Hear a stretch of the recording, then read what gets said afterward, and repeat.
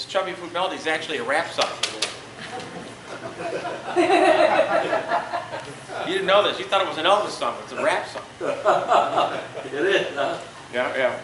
Chubby food, I love you so. You taste so good. Now I could have some ice cream or a piece of pie. My chubby food, I love you so. Without you, I would die. Oh, very good. I want you to erase that tape. It'll help get you elected. Yeah, all the Democrats will vote for you. If I had Pastor's thought I could get you all to sing the rap version of Chubby Food. Yeah. You know, Pastor, if you have me on the radio next week, you could do the Elvis version, and I could do the rap version. All right. And then we can see how people vote. We'll do it. Hey, You know you are radioactive. I mean, you're active on the radio. So I'm active on the radio, so radioactive. I'm like thorium. I'm like thorium. I'm low-level radiation. Yeah. Hey, did you hear this week I announced I'm running for Congress? Yeah. Did you hear this week that they wanted to take me away to the nut house?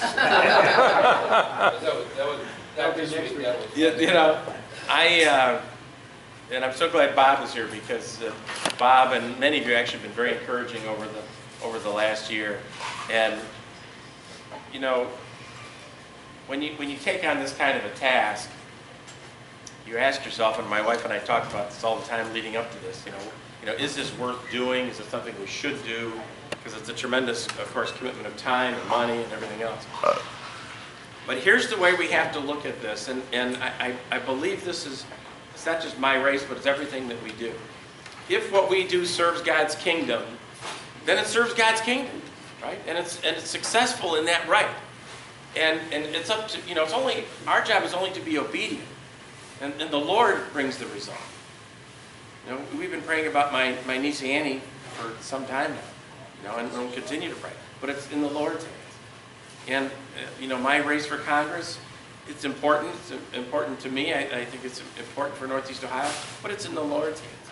And ultimately, our whole country's in the Lord's hands. So we have to do what we can do, and then, lay it at the foot of the cross for the Lord to do what He wants to do, which isn't necessarily the same thing. How many of you, like me, spend most of your time in prayer telling the Lord what He should do? Like He doesn't know. So in the terms of my race, I'm doing what I think I can do, but it's up to the Lord to bring the victory. But I think He can. We did very well a couple of years ago with no money and no time, and we're going to be in a very different position this time around. And I do just want to say a couple of things about where we are as a country and because we're going to get, just in the next few weeks, these two extremely important Supreme Court decisions, right? One on Obamacare and one on the biblical marriage. And those decisions, I hope they both go our way, but I wouldn't count on it. And as believers, we're going to have to face the reality of what's coming. If we get lucky, the Supreme Court is going to say that the feds can't run these exchanges of Obamacare, and Obamacare is going to look like it's going to collapse because there's 30-some states like Ohio that have never adopted their own Obamacare exchange. But here's the problem. The Republican Party is preparing to go ahead and fix it. That's the danger. The leadership of our own party will be reluctant about letting Obamacare collapse because of what they think would be negative fallout. So we have to make sure that the negative fallout is if they try to fix it and prop it up. And when in fact we know, and I know everyone in here knows, that the federal government has no business running our healthcare system, has no business spending the money or creating this tremendous network we call Obamacare, which is all designed ultimately to control our lives. So we have to, number one, pray we get the right decision, but then we have to hold the feet of the Republican Party to the fire so that they have the right leadership. And right now, in Republican Congress, we don't have the right leadership. We have John Boehner, who did manage to get renamed Speaker of the House this last time around. But he's going to be up for election as Speaker of the House again in just another year. And I want to be there to vote against John Boehner. So I need you to respect me. And I'm telling you, if I have to put my own name up for Speaker of the United States Congress, I will do it in order to stop John Boehner from doing it. So we'll see about that. The other thing, though, we want to talk about this traditional marriage thing, because you read all kinds of things.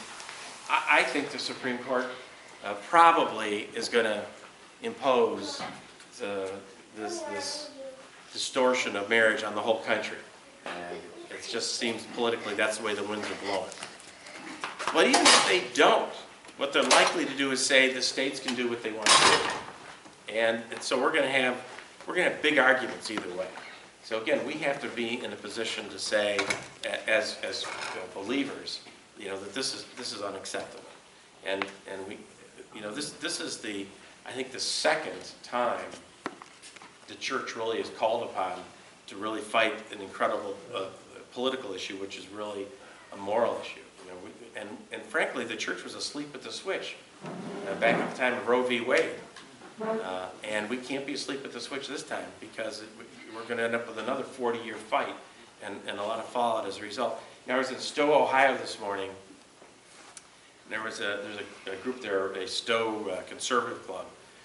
And I was talking to this gentleman. He's a nice enough guy. He says, we really have to, we shouldn't talk about right and wrong in our faith. We should just talk about morality or ethics, so that people don't get put off when we talk about religion and so forth. And I said, I don't want to fool people into voting for me. This is one of the things I saw down in Columbus. This whole idea that somehow we can manipulate the voter by sort of smoothing over what we may or may not want to do and putting a smiley face on it, when in fact behind the curtain we're going to do something else. We have to call this country back to the Judeo-Christian, Judeo-Christian beliefs on which this country was founded. And if we do that, these other problems will all resolve themselves. Certainly the pro-life issue and the marriage issue. So I'm not gonna pretend, I'm not a Christian first, and then a conservative, and then a Republican. That's what I am. That's what I will be. And I think that message is a message that if we can get the church motivated, and Denver and I were talking about, how to do that. But if we can get the church motivated, we can take back this country. But we have to call our pastors, not every pastor is like Pastor Ernie or like Denver, they're out there doing all kinds of strange things. So we have to call them to task and ask them to really be leaders. I will never forget, boy, I'm trying to think, this could be 40 years ago. I guess it had to be in the 70s. I was a banker then. And I worked at National City Bank, and every year they did a United Way drive. And if you were a young officer at the bank, you were expected to chip in to the United Way drive, and make the bank look good. And of course, I couldn't, because I knew that United Way was giving money to these little clinics that were either doing abortions directly or referring for abortions. So I wrote a note to my boss saying, hey, this is really a moral issue for me. I can't do this. And he called me into his office. And I'll never forget this. And he had a copy of the newspaper, and he put it down in front of me. Big headline, Bishop, I don't know who the bishop was at the time, Bishop so-and-so says support United Way. And he says, well, listen, your bishop, I was a Catholic then. Your bishop says it's okay to support United Way. And I said, well, my bishop might say that, but my God doesn't say that. So, yeah, I didn't do very well at the bank. That's why I went into private practice of law. So the point being, we really have to call our churches to a very high standard. Amen. And that high standard means that we're going to be pro-life all the way, no exceptions. Amen. And I Amen. pledge to you that if I get to Congress in that first 100 days, I will be filing that pro-life constitutional no exceptions amendment in that first 100 days and putting it in God's hands to get it past the Congress and to the people of the United States. So, thanks. With that, I'm going to shut up because I'm losing my voice. And I don't want to take any questions from this guy because, but I will. Yes, young man, what would you I tell have one Catholic question. Matt, and I agree with you about the mission. And I also agree with you about the Pope. If he says we have global warming, then we have to ignore what he said there. But back to it's the Supreme Court throws it back to the states on traditional marriage. Yeah. In I think it was 04, we in Ohio voted for the marriage amendment stating we believe in Ohio in tradition. Now, will we then be locked into traditional marriage at that point, or will we have to do a redo, legally speaking, to adopt traditional marriage again? Or how Well, I believe that the legal reality is, I mean, one reason you see these states adopting or being forced to adopt this, I don't even like to call it marriage, but these relationships as marriage. The reason you see that is because they're saying that the state laws are unconstitutional, right? So that's the issue before the Supreme Court. If the Supreme Court says no states are allowed to do that, then our marriage amendment in our Constitution should stand as long as the Supreme Court says we're allowed to do that. Now, if they say we're not allowed to do that because the federal Constitution overrides the state, then we're done. But if they say we're allowed to do that, but what will happen very quickly is that in the states there'll be pressure to change the law, to either overturn those amendments by referendum, or if it's a statute, that the state statutes would be changed. And there is a lot of pressure in the State House on these gay issues. I was, when 2 years ago, I was at the hearings for the bill that was proposed to make it a crime if you refuse to rent your house or your apartment or whatever to a gay couple. That was going to be, and I'm not saying that a civil crime, I'm talking about a criminal matter. So there's plenty of pressure to bring these laws forward, and so we're gonna face this issue in Ohio. Just because we have that constitutional amendment, it's not going to prevent them from wanting to bring the pressure to change it. So we're going to be fighting in all the states at that point. But I think there's every reason to think the Supreme Court's going to override everything anyway. And I don't, about 6 weeks ago, there was a pastors' conference in town, and I'll have to mention this other church pastors if you don't know mine. The Parkside Church had a pastors' conference, and they, anyway. So we had some pastors staying with us from across the country, and we had one guy come in from Canada, and we were talking to them, and they were staying at our house. That's why we were talking to them, and I asked him about what was going on in Canada. He said, well, Canada's already gone through this, right? They've already, gay marriage is there, and everybody has to comply. And he can't really marry people anymore because he's a believing biblical Christian pastor, and he has to go get a special exemption if he's going to marry anybody because he doesn't have the legal authority anymore to marry people like he used to. And this is really the message that I think so many pastors don't get, so many priests don't get. You can't hide on your pulpit from this. The government is coming through the front doors of the church and going to tell you what you can preach and what you can teach. And it will be too late. I remember 3 or 4 years ago talking to one of the elders up at Fellowship Bible Church in Bainbridge. I said, hey, are you prepared for when they come to take the pastor off the pulpit? Because that's where we're headed. And that is where we're headed. The idea that religious freedom isn't going to just evaporate before our eyes under this kind of pressure. I mean, it will. It is. We know it is. And so we have to be prepared for that by being on our knees. But as Pastor Ernie, I know, says, after you get off your knees, you get on your feet and you fight. And that's what I'm going to be trying to do in Washington. And with your help, we've got 9 months to the election in March. I ask you to spread the word. I ask you to be on Facebook and email. Go to mattlynch.com. Contribute if you can, even a little bit, whatever, because we're going to be in a much better position. And with your help and God's grace, I will be the Republican nominee come March of next year. So thanks very much. One of the problems with these pastors too is that with that 501c3, they give the state permission to do that. That's why they need to. You folks don't understand it. There's some papers on that table there that explain the 501c3. When you do that, you literally agree with the state that you are not a church, that you're a corporation, and you give them permission. Right. You submit yourself to the state instead of Christ. And the 501c3 means that when I put a check in the basket on Sunday, I get a tax deduction. Right. And pastors are afraid if they lose that tax deduction from the people won't give. And But of course, what they don't understand is all churches are tax immune. And, or should we have read statements by IRS agents saying, we don't know why people are so foolish. Now, I can tell you why people are so foolish, why these pastors have been so foolish to place themselves under that. Now, I hate to say this, because of the lawyers. The lawyers are the ones that talk them into it, and the accountants talk them into doing that.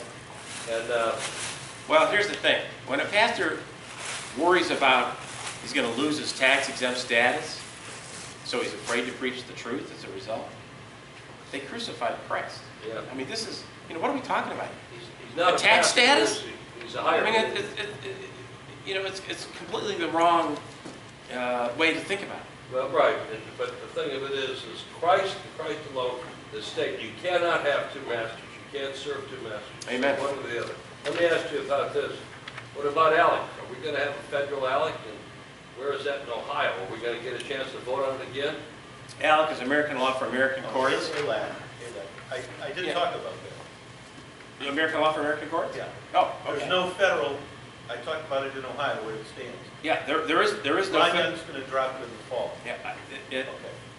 But federal? No. There's no there federal. has been no federal bill, Nobody's looking at one. and there has been talk about a state bill being reintroduced. I don't know if you heard, but just a couple of weeks ago, a new bill to repeal Common Core was introduced by Andy Thompson, 212. So there is another repeal Common Core bill, which hopefully will get some traction this time. But as we know, the governor is a Common Core fan, so that's a problem. Hey, listen, let me tell you something. The real answer to stopping Common Core is to close the Federal Department of Education. Absolutely. That's the answer. And I know that's radical, but Ronald Reagan wanted to do it, and there's issues about money and funding, but you can send a check to the state of Ohio if that's what we need to do from the federal government for education, without sending all the regulations and control that goes with it. So, but I did want to mention this. I almost forgot. Next week, Raphael Cruz's father is coming into town. Ted's father, Raphael. Ted's father, Raphael, thank you. And there's a luncheon for $35, but there's a free event in the evening, Thursday evening, 7 o'clock, right down the road in Bainbridge at Tanglewood Country Club. So, I haven't looked, I've been so busy since we announced I haven't looked, but 5 or 6 days ago, there were 130 tickets had been taken out of the 200, so I assume there are a few tickets left. But if you go to libertyleague.org, which is right on here, you can reserve your seat, and you really need to, otherwise you might not get a seat. So, yes. You'd like to address this as far as ALAC.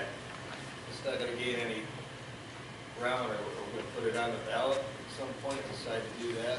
Well, you can get the thing on the ballot by way of referendum, but that's a big project, right? You've got to get all the signatures and It's very hard. You've got to get it every county. Half the county. yeah. My wife and I are definitely going to this, so. Okay. Well, I'll be there introducing Raphael Cruz. I've And never heard Raphael Cruz before. It's a treat. yeah, he's quite the guy. So I encourage you all to be there. Thank you very much.